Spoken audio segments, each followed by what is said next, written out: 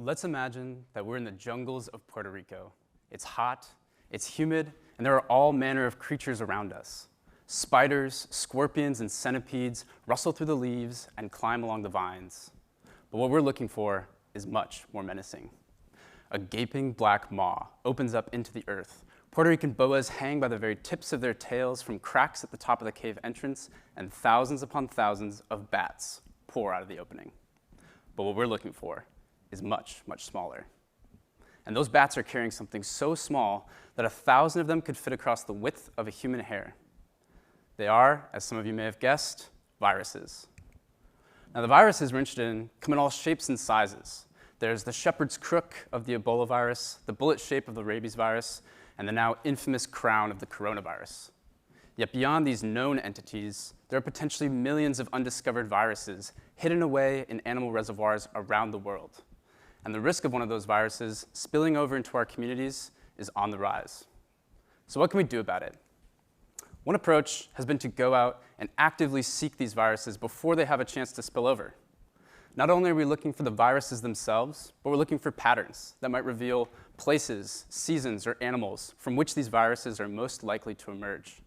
This allows us to generate models not so dissimilar from what a meteorologist might use to predict a big thunderstorm. But the magnitude of that task is immense. In order to collect the required data, you need to go out and catch an animal, collect your samples, bring them back to the lab, and analyze them with the hope of finding a virus. In order to get a good sense of the viruses that are present, repeat that process 1,000 times, and that's only for a particular species at a particular place at a particular time. But what if there was a better way? What if there was a safer, more efficient approach that didn't require catching any animals at all? If we think for a moment about how these viruses are being transmitted, we're presented with an idea. Each night, back at the bat cave, those little bats are working hard to fly out of their cave. They're breathing, they're excreting in other ways, and both of those are activities which can generate tiny aerosols in which the viruses are suspended. Enter air sampling. In my research, I compare air sampling to these more traditional methods in order to evaluate it as a potential tool for predicting pandemics. But before we can implement it, we need to know what kind of viruses can air sampling detect, and how exactly does it compare to the viruses we see when sampling the bats themselves. I propose that by harnessing the power of air sampling, we are not only exploring the unknown, but we are actively shaping a future to forecast the pandemics to come. Thank you.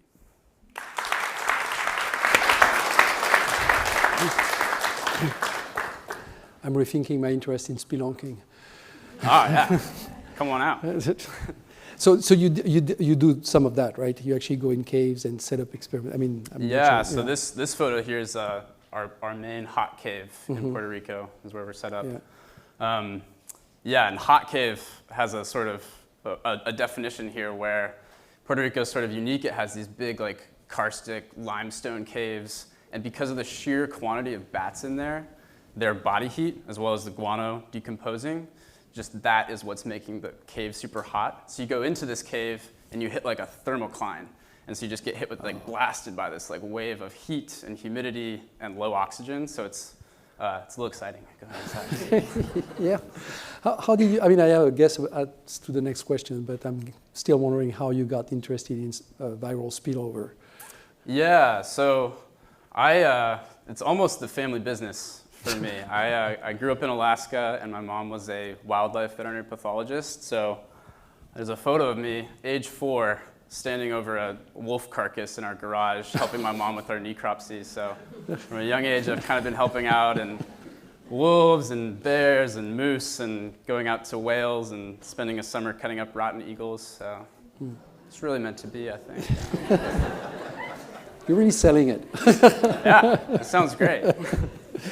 I think you mentioned that viral spillover events may be becoming more frequent. When might be the next one? Asking for a friend. Ooh. Yeah, I think forecast, broader term. So I think another contestant has mentioned kind of improving our predictions for these things. But I think there's drivers of this spillover, and two of those that are cited pretty often are human land use change and climate change. And so there's a really great paper that just came out that really beautifully exemplified those two things. And so there's this horrible virus called Hendra in Australia, and it's in the flying foxes there. And the pathway is that it will spill over from the bats into the horses, and then occasionally it can also spill over into people, and when it does, it's very bad. But what they've shown is that because of some clear cutting of these forests, the bats rely on, it's a food source for them, they rely on these eucalyptus flowers for their nectar. And so humans have clear cut some of these forests, and then also climate impacts have made it such that there are fewer winter flowering events. And so both of those are contributing to their food supply going down.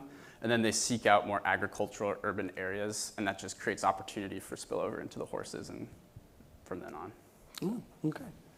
Thank you. Yeah, thanks.